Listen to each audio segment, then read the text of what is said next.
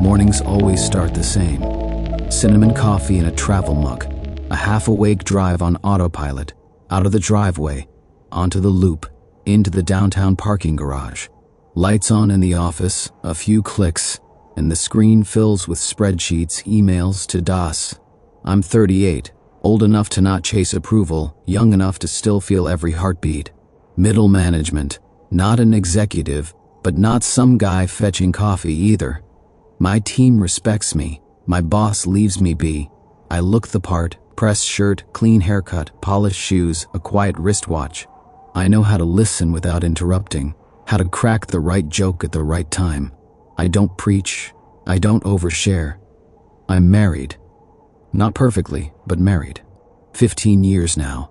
My wife, she's like that old playlist you keep in your car. You know every note, every lyric, even the ones that annoy you. There are things that still make me respect her.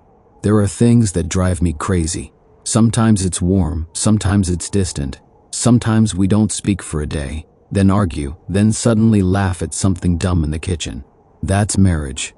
Real marriage. No Instagram gloss, just two people with a shared world, kids, a home, a past. You don't just drag and drop that into the trash. And in this world, there's me, a guy who hears people whisper behind his back, "You, still faithful? Why? You're a good-looking guy, successful. What's the deal?" They say I could have a line out the door. Women smile, flirt, sometimes linger in conversation a little too long, but no one ever crosses the line, and I don't invite them to. One of the women in my department is Rachel.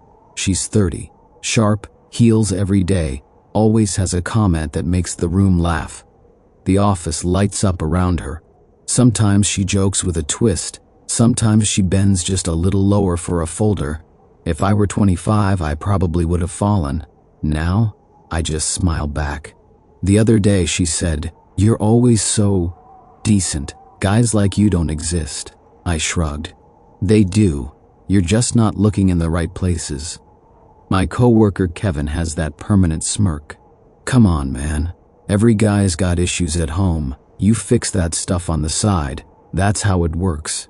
He doesn't know I've got issues too. Evenings where my wife and I sit across from each other and the kitchen table feels like the Atlantic Ocean, where everything about me seems to irritate her. The way I chew, the way I scroll, the way I breathe.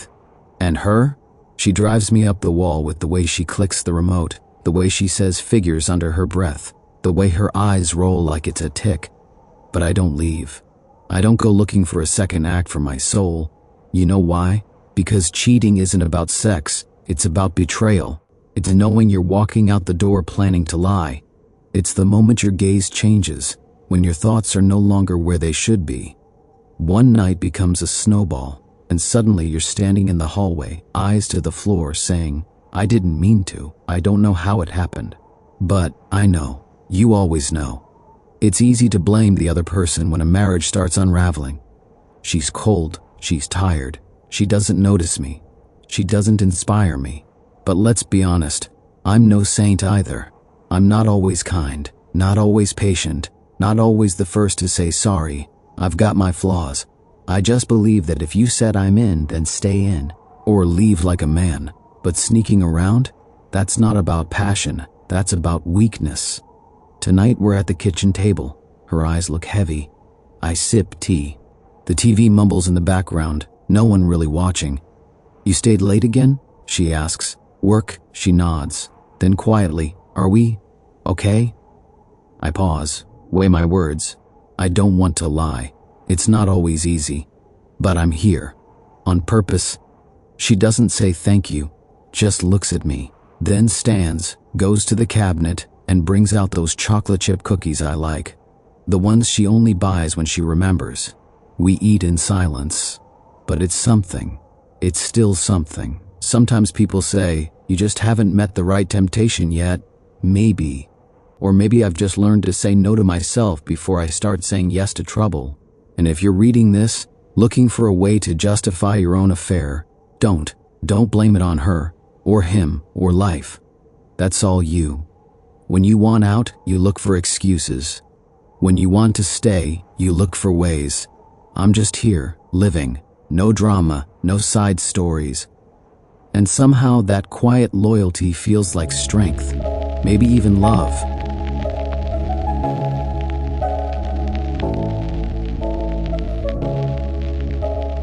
She sat in the dimly lit kitchen, the youngest finally tucked into bed, absent-mindedly sorting through tea bags in the box. She just wanted something warm, anything would do. It had been a hard day, like the last 15 years.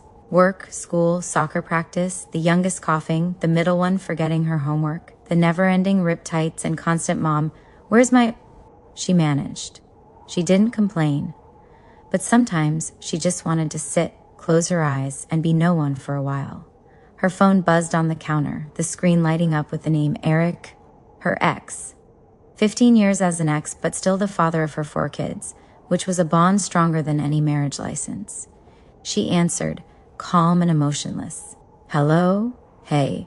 His voice was upbeat, like in those rare moments when he'd show up with bags of groceries and promises that he was finally getting his life together.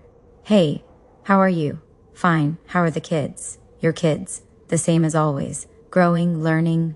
He chuckled, a sound that made it clear he had no idea what to do with that answer. There was silence on the line before he finally spoke again. "Listen, I'm getting married. For real this time. Everything's different now. And you should, probably get married too. Stop waiting for me." She didn't respond right away, not because she didn't know what to say, but because it took her a moment to process what he'd said. Slowly, she set down her mug of half-drunk tea and let out a laugh. Quiet, almost soundless. "You think I've been waiting for you?" she asked, her voice calm without a trace of bitterness. "Well, you're still alone, not married. I thought maybe—" She took a breath, suddenly cold despite the warm May air outside. "I'm not alone," she said evenly. "I have my kids. I have my job. My days are packed down to the minute. And you call me every couple of months, thinking I spend that time staring out the window, waiting for the day Eric finally gets really married?" He didn't respond. "You left, then you got married, then divorced, then lived with someone else, then someone else again.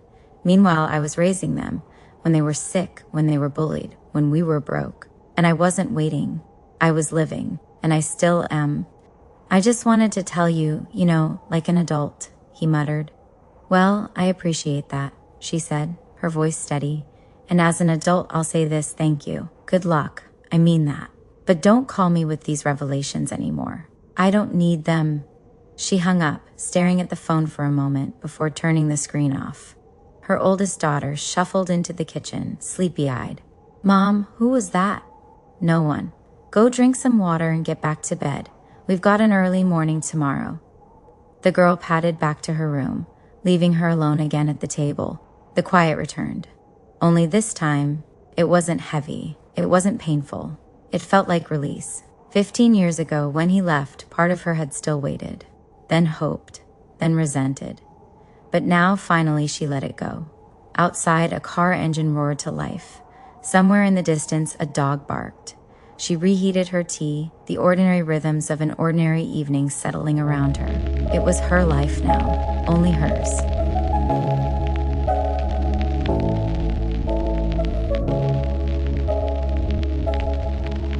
I never knew how the end of a family begins. I used to think it came with shouting, slamming doors, tears, someone packing a suitcase. But sometimes it's just one random touch, a stranger's hand, someone else's words, a joke meant to be funny that shatters everything. It happened yesterday in Portland, just outside the Riverside Mall. My wife and I were walking from the parking lot, keeping a careful distance. Things between us were fragile, like porcelain. You don't throw it out, but one wrong move and it cracks. We just come through a rough patch. My fault, I won't deny it.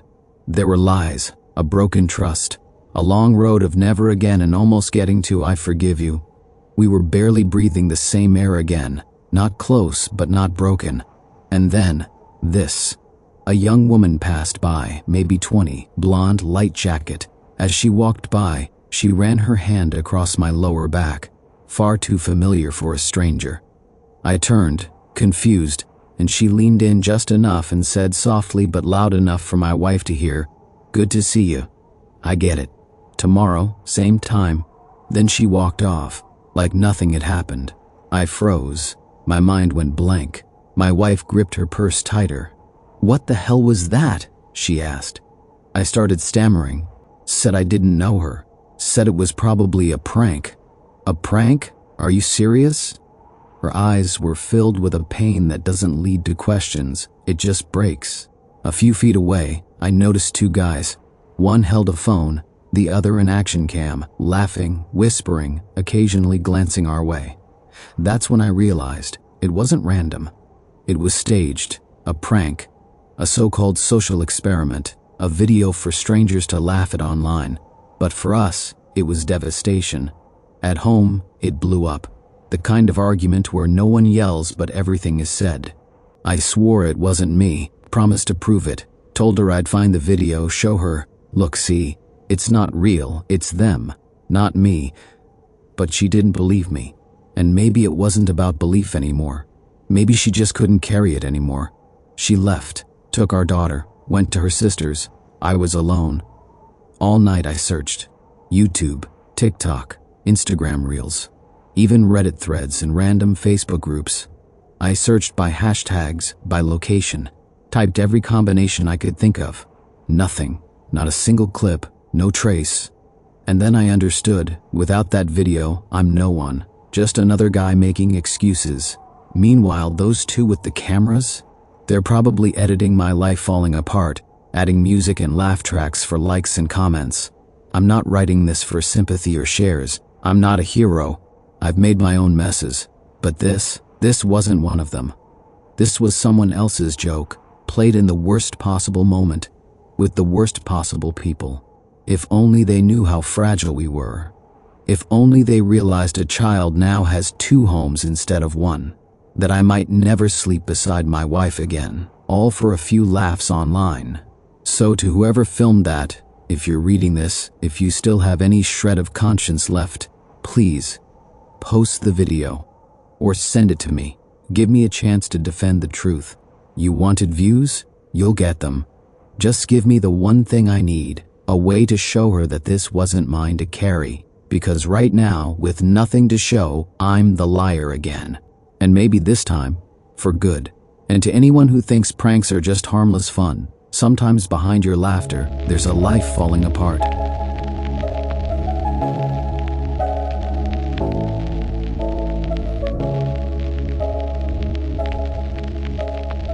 It happened more than a decade ago, during a time when the sunlight had a nostalgic warmth. I was sitting on the floor of my small New York apartment, wrapped in a blanket, a cup of tea in hand, and a storm of thoughts in my head. I had just gone through a rough day work, stress, rain, and that familiar loneliness. Then he showed up. Ryan, my longtime friend. No call, no text, just knocked on my door with 2 spoons and a tub of Ben & Jerry's. Like old times. His voice had that calming steadiness I always needed. Things happened naturally.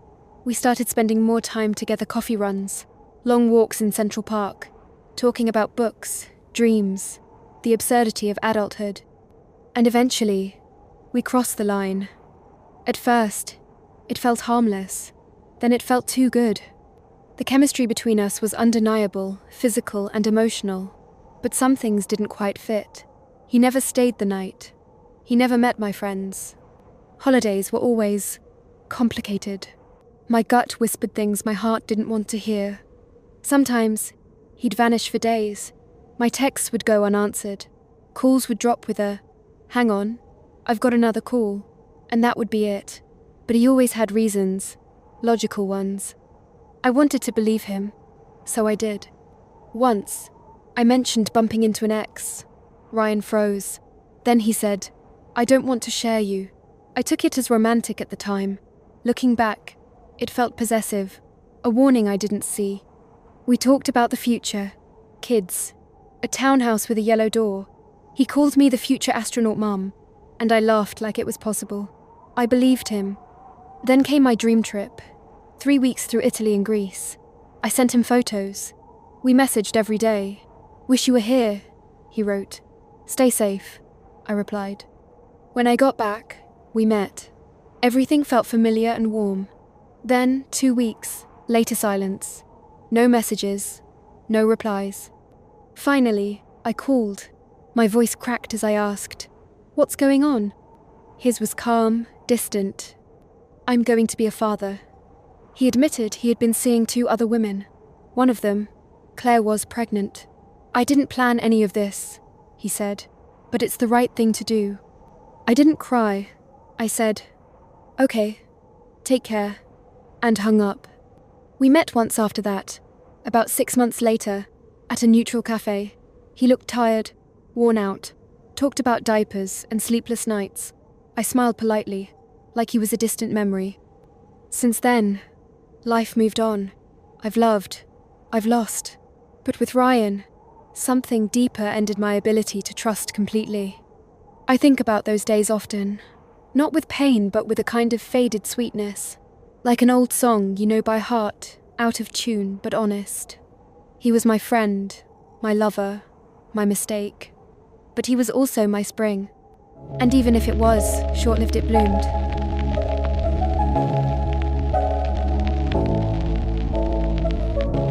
Mornings always start the same. Cinnamon coffee in a travel mug, a half-awake drive on autopilot, out of the driveway, onto the loop, into the downtown parking garage. Lights on in the office, a few clicks, and the screen fills with spreadsheets, emails to DOS. I'm 38, old enough to not chase approval, young enough to still feel every heartbeat.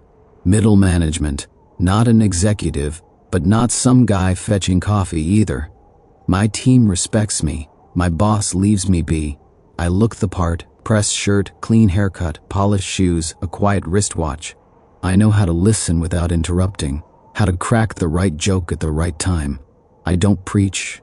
I don't overshare. I'm married. Not perfectly, but married. 15 years now. My wife, she's like that old playlist you keep in your car. You know every note, every lyric, even the ones that annoy you. There are things that still make me respect her. There are things that drive me crazy. Sometimes it's warm, sometimes it's distant. Sometimes we don't speak for a day, then argue, then suddenly laugh at something dumb in the kitchen. That's marriage. Real marriage. No Instagram gloss, just 2 people with a shared world, kids, a home, a past. You don't just drag and drop that into the trash. And in this world, there's me. A guy who hears people whisper behind his back, "You? Still faithful? Why? You're a good-looking guy, successful. What's the deal?" They say I could have a line out the door. Women smile, flirt, sometimes linger in conversation a little too long, but no one ever crosses the line, and I don't invite them to. One of the women in my department is Rachel. She's 30, sharp, heels every day, always has a comment that makes the room laugh. The office lights up around her. Sometimes she jokes with a twist. Sometimes she bends just a little lower for a folder. If I were 25, I probably would have fallen. Now, I just smile back. The other day she said, "You're always so decent. Guys like you don't exist." I shrugged. They do. You're just not looking in the right places. My coworker Kevin has that permanent smirk. Come on, man. Every guy's got issues at home. You fix that stuff on the side. That's how it works. He doesn't know I've got issues too. Evenings where my wife and I sit across from each other and the kitchen table feels like the Atlantic Ocean, where everything about me seems to irritate her. The way I chew, the way I scroll, the way I breathe. And her? She drives me up the wall with the way she clicks the remote, the way she says figures under her breath, the way her eyes roll like it's a tick. But I don't leave. I don't go looking for a second act for my soul. You know why? Because cheating isn't about sex. It's about betrayal. It's knowing you're walking out the door planning to lie. It's the moment your gaze changes, when your thoughts are no longer where they should be. One night becomes a snowball, and suddenly you're standing in the hallway, eyes to the floor, saying, "I didn't mean to. I don't know how it happened. But I know. You always know." It's easy to blame the other person when a marriage starts unraveling. She's cold. She's tired. She doesn't notice me. She doesn't inspire me. But let's be honest, I'm no saint either. I'm not always kind, not always patient, not always the first to say sorry. I've got my flaws. I just believe that if you said I'm in, then stay in. or leave like a man. But sneaking around? That's not about passion, that's about weakness. Tonight we're at the kitchen table. Her eyes look heavy. I sip tea. The TV mumbles in the background, no one really watching. You stayed late again? She asks. Work? She nods. Then quietly, are we okay? I pause, weigh my words. I don't want to lie. It's not always easy. But I'm here. On purpose. She doesn't say thank you, just looks at me, then stands, goes to the cabinet, and brings out those chocolate chip cookies I like. The ones she only buys when she remembers. We eat in silence. But it's something. It's still something. Sometimes people say, you just haven't met the right temptation yet. Maybe.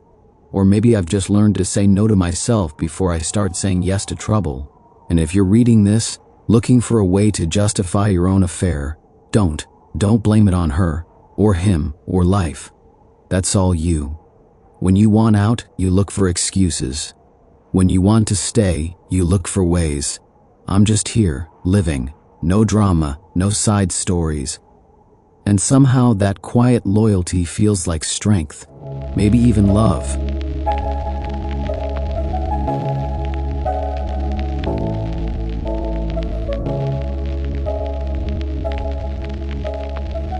When I was in law school, I worked part-time as an assistant at a small but reputable law firm. The job wasn't hard. Carry documents, read through case files, sit in on hearings, and learn from the experienced attorneys. I took the internship seriously. I wanted to see how all the theory we were cramming in class actually played out in real life. I found family court cases the most gripping. Real emotion, real stakes, better drama than any stage play. There's one case I'll never forget. On paper, it looked like a routine divorce. The client was a man in his early 40s, tall, calm, well-dressed, polite, but his eyes, they looked worn, like someone who had aged 10 years in a month. He and his wife had 3 children. The oldest was 12, the middle one 7, and the youngest 3. He was a business owner, ran a mid-sized construction company, spoke clearly with no bitterness, said divorce was necessary, it's the right thing to do. At first, it seemed like his wife just wanted to leave quietly, no drama. But it turned out to be more complicated. The man had discovered his wife was cheating, the usual way, found messages by accident. I wasn't snooping, he said, just stumbled upon something and couldn't unsee it. Then I started connecting dots, and everything fell into place. The affair was confirmed. Worse yet, there was a strong chance the youngest child wasn't his. He filed for divorce, wanted to keep it civil, said he was willing to pay child support, split the assets, no court fights, as long as the kids were spared the pain. They didn't ask for any of this, he said quietly. There was no anger in his voice, just a kind of sadness, a sense of acceptance. At first, his wife seemed to agree. But something shifted, maybe pride, maybe fear he'd go through with a paternity test and drag it into a financial battle. At the next hearing, out of nowhere, her lawyer filed a motion requesting DNA testing. Her request, not his. She stood up in court and said loud and clear, "If you're so sure you've been lied to, then test them all. Go ahead. Maybe you'll be ashamed when you see the truth." She said it with defiance, almost a performance. But beneath that anger, you could hear something else. Anxiety. The attorney I worked for glanced at me and shook his head. I didn't understand why at the time. Later I would. The process dragged on. The test was scheduled. In the meantime, it was all just legal procedure. Filings, formal responses, positioning. The husband remained calm, too calm. The wife grew tense, defensive, more aggressive in her tone, as if trying to provoke a reaction, find some weakness. And then, the final hearing. The results were in. The judge opened the folder, flipped through the papers, and paused. For a few seconds, she just sat there staring. I saw something I'd never seen before, a judge completely lose her composure. No emotion in her voice, just stunned stillness. She read out paternity, not established, for any of the 3 children. The room went silent. The man sat perfectly still, hands resting on his knees, head slightly bowed. He didn't move, didn't say a word. And his wife, she said nothing for a moment, Then, in a voice so soft it barely reached the mic, like she was talking to a friend in her kitchen, she said, "Well, I thought at least 2 were his. How am I supposed to find their dads now?" The air just froze. No outrage, no breakdown, no shouting, just silence. Somewhere behind us, a clerk dropped a pen. It rolled across the tile floor, the sound cutting through the stillness like a pin in a cathedral. The judge wrapped up the formalities. The session was closed. We stepped out of the courtroom. The man turned to thank the attorney, shook my hand too, then walked away. No hesitation, no looking back. There was no anger on his face, just emptiness, like he had just closed the book on one life and was quietly stepping into another, stripped of illusions. That day, I understood something about the truth. It doesn't always come loud. Sometimes it arrives cold, quiet, and merciless. And it shows up right when you least expect it.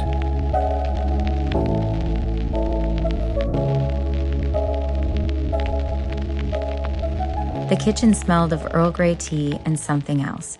Age, maybe. My parents' house always smelled the same. A little dusty, a little like lavender, a little like the crackle of dried flowers in a vase long forgotten. I'm 33 with my own marriage, my own habits, and my own sense of humor. One my husband doesn't always get, though we managed to laugh together anyway. That evening, we were joking around, teasing about how little I resembled my dad. It happens. "Hey, what if you're not his?" My husband joked, tossing a grape at me. "Sure, let's do a DNA test," I shot back, laughing. So I did, as a joke. No expectations, no anxiety, just a haha moment. I sent in the saliva sample, paid the fee, and forgot about it. A couple of weeks later, an email popped into my inbox.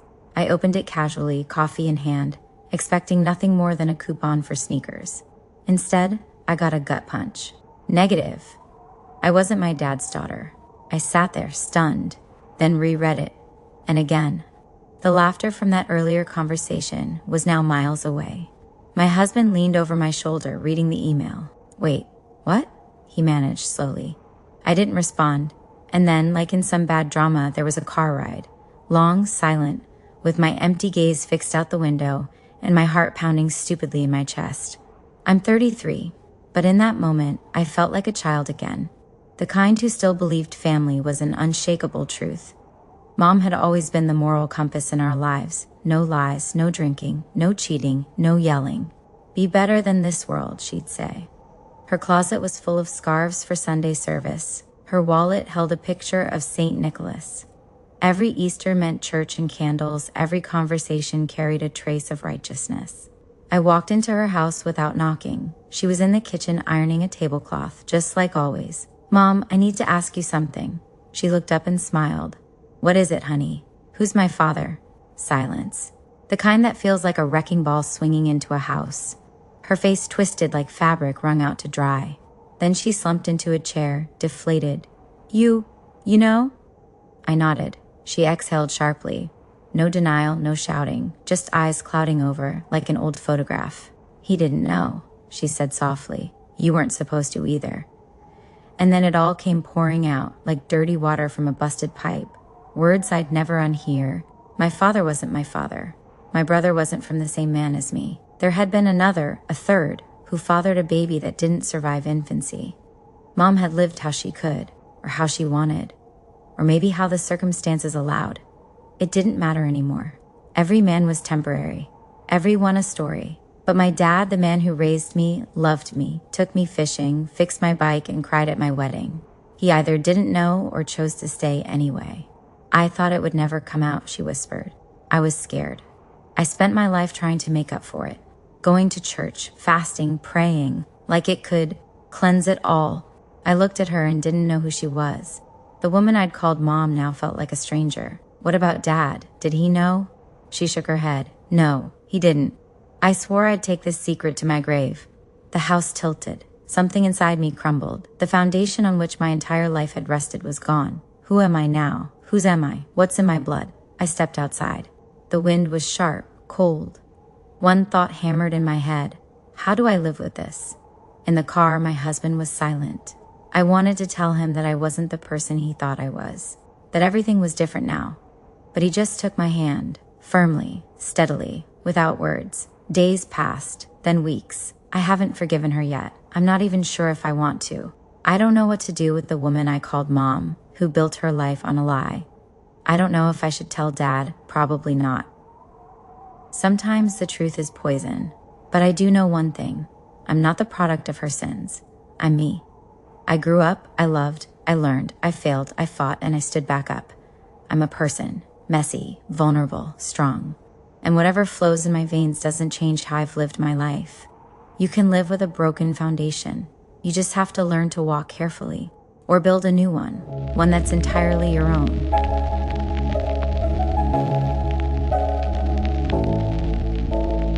I used to think infidelity was something that happened to other people. The weak ones, the irresponsible, those who had long stopped caring, people who didn't value their families. Not us, not me and Hannah. Things weren't perfect, no, but we were honest.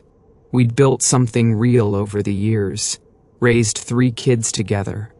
I believed that our slightly worn out but sturdy life was built on trust. I met Hannah in college.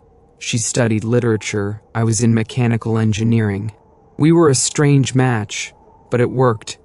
We moved in fast, married even faster, and before we knew it, Noah was born. I was 23, she was 22. He came into this world frail, spending his first month in intensive care. For the next 2 years, we were in and out of hospitals. Hannah was his world. I took extra shifts, night jobs, anything to cover the bills. Then came the twins, Emily and Grace. It felt like everything was settling. No big dreams or beach house fantasies. Just an old Toyota I kept trying to fix, family movie nights, and the sound of the girls giggling in the living room. That was happiness to me. When Hannah told me she was pregnant with our 4th, I didn't flinch. I even smiled. It wasn't planned, sure, but I thought, we'll make it work, just like we always do. The baby was a boy. We named him Caleb. But right away, something felt off. Darker skin, deep brown eyes, a slightly almond shape to his lids. Not like me, not like Hannah. I joked, maybe he got it from my great-grandfather. There's a rumor he had Turkish roots. Hannah laughed too, but her smile didn't reach her eyes. Months passed. Caleb grew. He laughed, babbled, crawled into our hearts. And yet, I couldn't shake the feeling, as though a stranger had found a place in our home. I hated myself for it. I didn't tell anyone. Not even myself, not really. Until one night I stood over his crib watching him sleep, and this thought crept in. What if he's not mine? No, that's insane. Still, I got a DNA test. Quietly, anonymously. Then lived the next 2 weeks like a ghost. Fixing pipes, grocery runs, homework with the girls. Pretending everything was normal while something sharp scraped at my insides. The results came by email. I opened the file, confused at first by all the charts, markers, percentages. Then my eyes locked on a bold line. Probability of biological relationship, 0%. I stared, frozen. Then I laughed, a dry, cracked sound. I wanted to throw the laptop across the room, scream. But I didn't. I just sat there, in silence. For hours, maybe. I don't remember. That evening I confronted Hannah. The kids were asleep. I showed her the results. She didn't cry, didn't shout. She went pale, lips trembling, and said, I don't know how it happened. I'm sorry. Sorry. For what, stabbing me in the back? Feeding me lies? Letting me raise another man's child as my own? I waited for her to deny it, to name someone, to say it was a mistake, just one time. But nothing. Just that small, broken, I'm sorry. I didn't sleep that night. Just chain-smoked in the kitchen, watching a candle flicker beneath the family photo. In the morning, I drove to the garage and stayed there. Should I leave? Kick her out? But what about the kids? About Caleb? How do you tell a child you're not his father? I came home that evening. The kids didn't notice anything. Emily showed me a drawing, our family. Me, Hannah, the kids, Caleb included.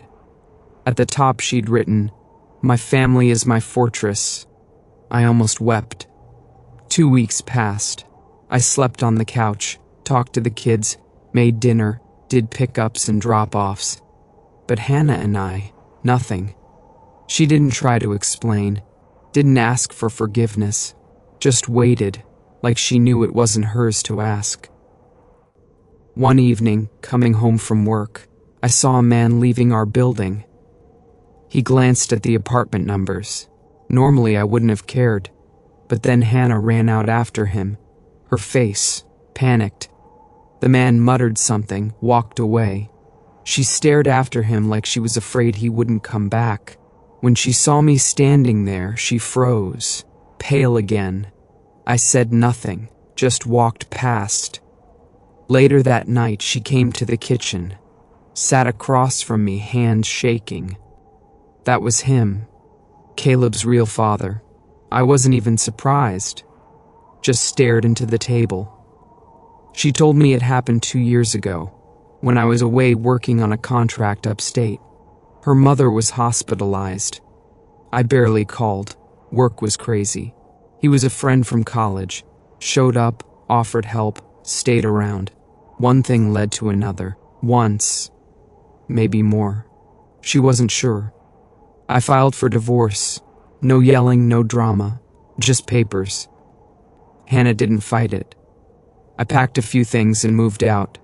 The kids stayed with her for now. I still saw them every day. Even Caleb. He ran up to me, called me dad, and I couldn't bring myself to correct him. A month later, my father called. He didn't know what had happened. Asked how I was. I told him, divorced. There was silence. Then, because of her? I said yes. He sighed like he already knew. Then added, you did what you had to. But remember, being a father isn't just blood, it's heart. Caleb's still a kid. He didn't choose any of this. A few more months passed. Then came a letter. Hannah filed for child support for all 4 kids, including Caleb. I went to court. The judge, a stern woman in her 50s, read through the documents. I handed her the DNA results. She paused. But he's legally your son. I was deceived, I said. I filed to contest paternity, another round of bureaucracy, psychologists, evaluations. Meanwhile, Caleb got sick, breathing issues. I visited him in the hospital. He was on 4th when he saw me. He cried and reached out. For the first time in months, I hugged him. Hannah stood in the corner, silent, hollow, like someone who'd aged a decade in a season. I didn't know what to feel. How do you erase a child you raised? 6 months passed.